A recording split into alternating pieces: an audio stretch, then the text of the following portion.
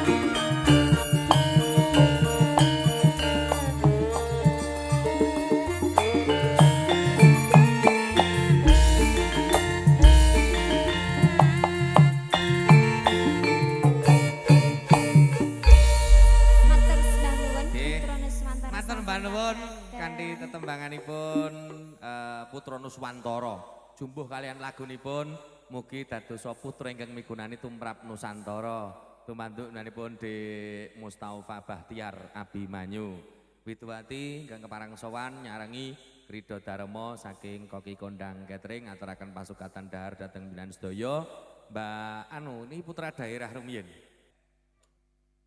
langsung kula mboten sah mawibawa.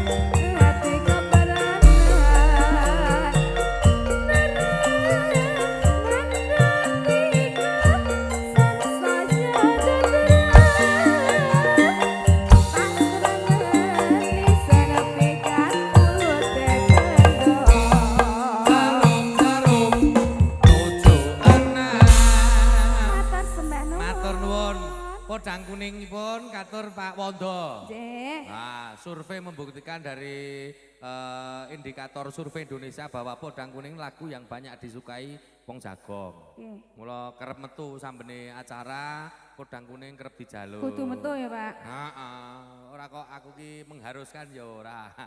Ning nyatane akeh sing ngresake ku akeh remen. Iki